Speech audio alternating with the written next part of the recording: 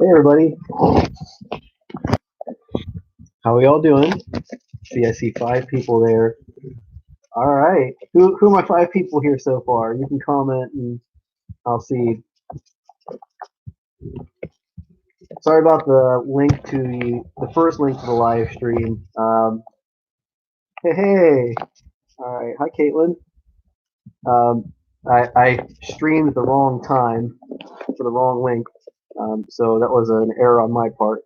So there are going to be 3 of these videos out here for the 2 sociology classes. Give it another minute or two to see if anyone else hops on.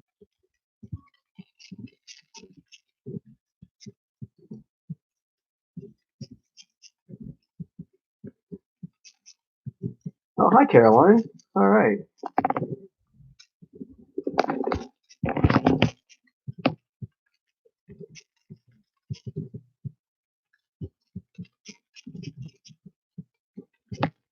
Give it another few seconds and we'll hop right into here with the lesson.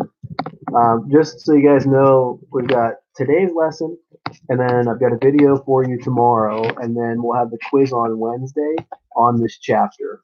And the quiz is going to focus mostly on the concept of bureaucracy, which is what we're going to talk about tomorrow. All right, why don't we go ahead and get into primary groups and secondary groups. If you have any questions or comments, just fire them off and I'll address them as they come up, okay? All right, so primary groups, just this is a review a little bit, but we're going to expand on this. Hey, Thomas, what's up, man? All right. So this is a little bit of review, but we're also going to expand on this because bureaucracies is going to kind of be built on the concept of secondary groups. I just want to cover this again. We've got 6 people now. All right. Okay, so primary group. Primary groups meet regularly, which is one main function of a primary group. Like you can't have a primary group where you don't meet regularly. It just doesn't work that way. Second of all, there's emotional attachment in the primary group. Like there's got to be some positive feeling and some kind of sentiment behind it. Like you've got to want to be around the people in a primary group to be in a primary group. And then there's also enduring friendship. So like you can't be in a primary group where you met the person 3 times, you hung out 3 times, and then you're done. That's not a primary group. That ceases to be a primary group when there's not that enduring relationship there. And some examples of primary groups would be family, generally. Now, these are generalizations because there are exceptions. Family, also your core friend groups, right? The ones you hang out with a lot. Those can be primary groups as well.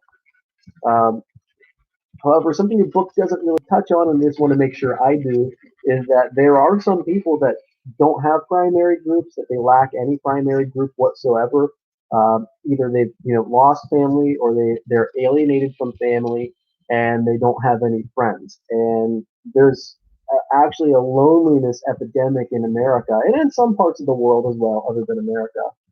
But just so you know that while the goal is everyone has a primary group, a core group.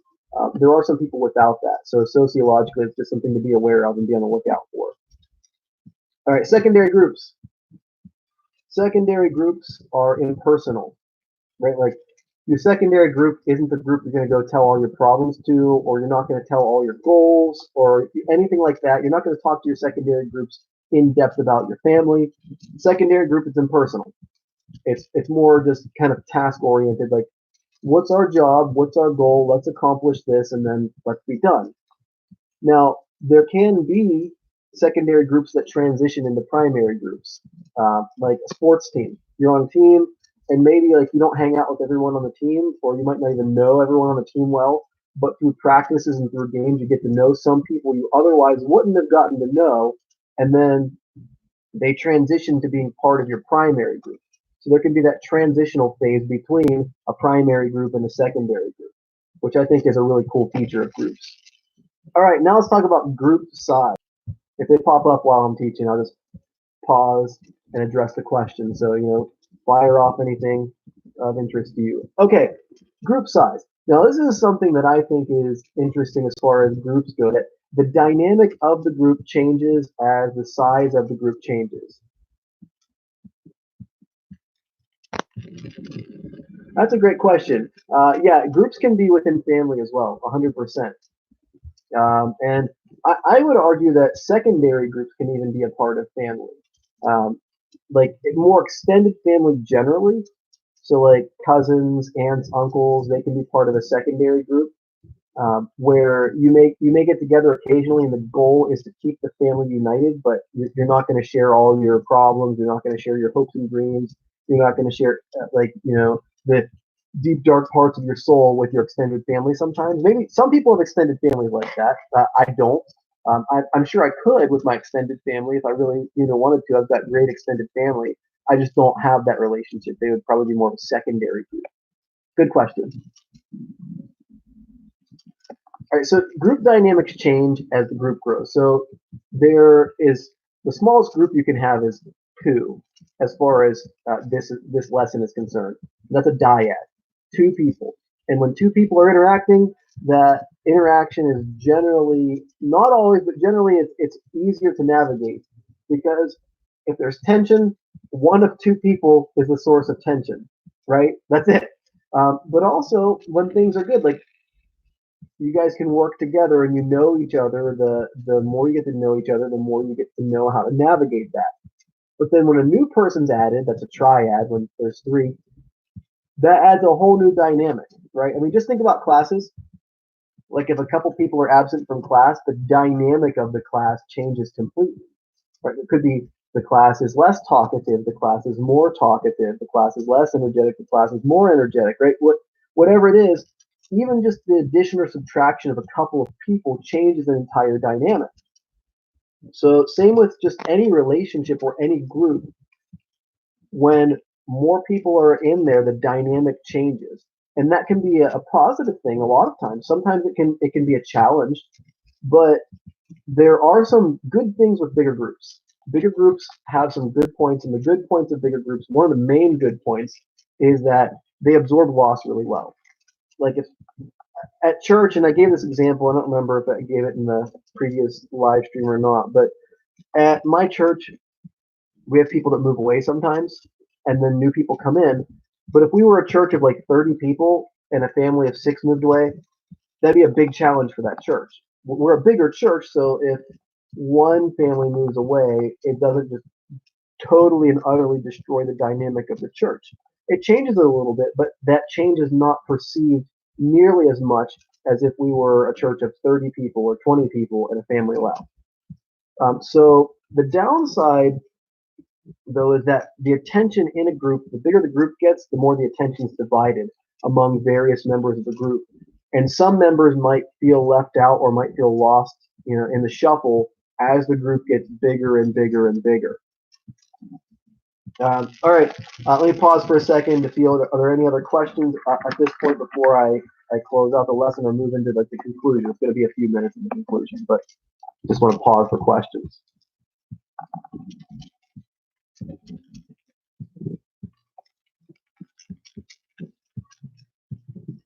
Okay, so with all groups and with all sociological interactions, the challenge is navigating the rules of the group for the kind of group you have, right? If you have a secondary group, that group functions according to the rules, right? If you have a primary group, that group functions according to the rules. So, for example, in a secondary group, the unspoken rule might be this is business, keep it business, right? I know some places where I'm part of secondary groups, like we don't talk about work. Not that people don't want to talk about work, but the focus is on the task at hand. So we talk about the task at hand, and that's basically it. So that would be one of the rules of a group. So in a primary group, the rules might be like you might have structure or rules to follow in a primary group. Like I don't know about your friend groups if you have any rules like who pays when you go out or who chooses where you go out or majority gets to decide or whatever it is, but there are rules to navigate with any group. So just a side note there. Okay, so what I want you guys to have gotten from today. Primary groups are more intimate. You have a relational goal with that group. It's about relating. It's not about the task. Secondary groups, less personal, more about the task. and we're going to see in the bureaucracy video that bureaucracies are secondary groups because they focus on tasks. And generally organizations are as well. Group size affects the dynamic of a group. So the bigger the group, the more they can absorb loss of members of the group, whether moving away or whether they just choose not to be a part of that group anymore. But with that size of a group comes the challenge of including everyone. All right, any other questions or comments? Good question. Homework's due at 11 p.m. every night. Yeah, I don't have it due before the end of class. I'd like it due by 11, the night of the class. Good question. Other questions? Everybody doing okay? Everybody dealing well with being on lockdown, shelter in place and all that? We all good?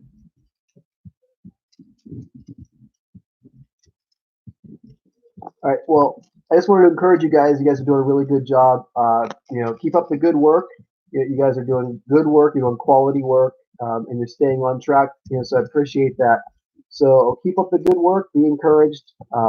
And I'll have the video out. I'll send that email out tomorrow morning with a link to the video. But I'm going to post the video up here probably in like the next 2 hours. It's already filmed.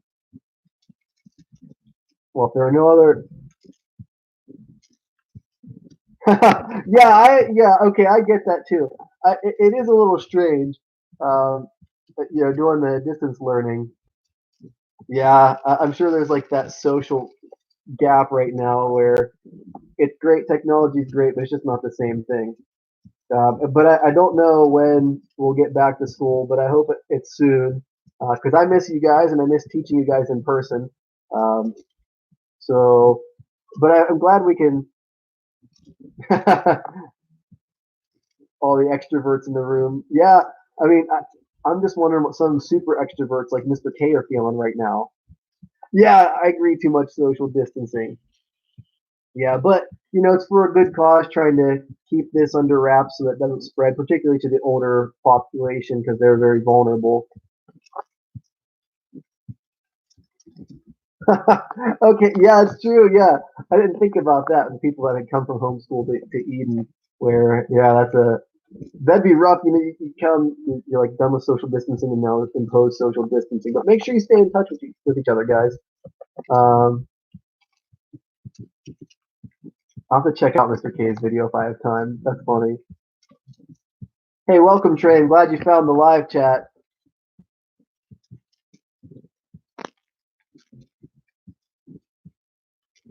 Well, like I said, guys, stay in touch, with each other. Email me and just, stay positive. There's a lot of good, going on, and find something to do, like a hobby if you have time, or something self-improvement.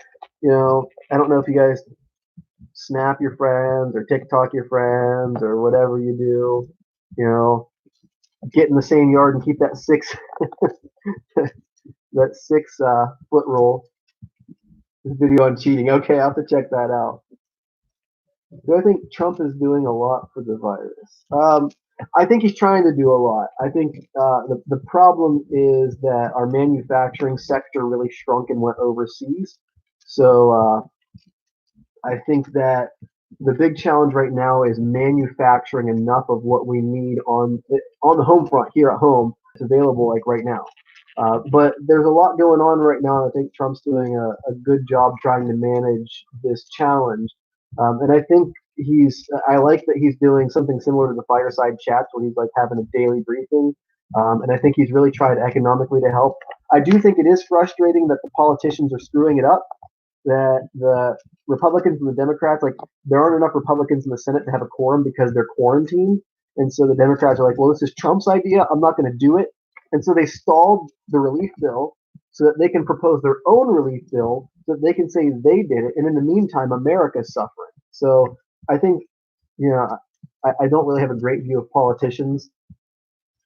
So I think that shows me why I don't generally have a great view of our federal politicians. We've got some great state guys, and we have some good federal guys out there. I just think by and large, when politicians try to communicate across the aisle, it doesn't work.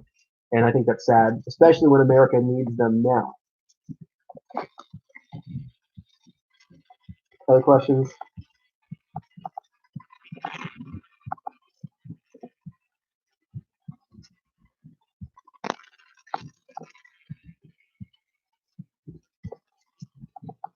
Whew, that's a good question. What do I think about work from home, no more work?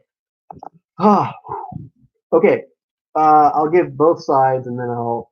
So I see why it's done, and I think that if you look at the history with the Spanish flu, um, shelter in place seemed to work. To in St. Louis when there was quarantine, it worked better than in Philly where there wasn't.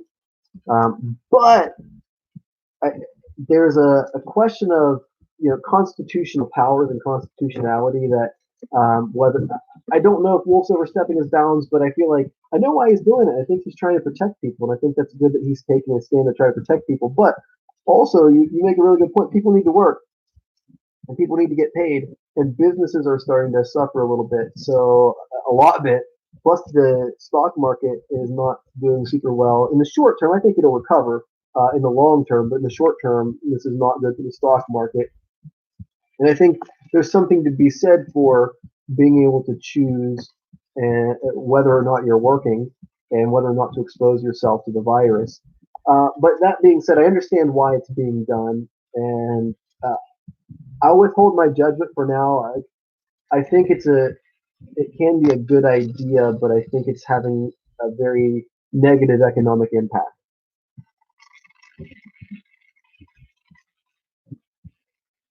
Yeah, I've got friends too. Like the big question is, what about non-essential businesses that are essential to essential businesses? So I've got some friends that work in a non-essential business, but that business supplies companies that make ventilators, right?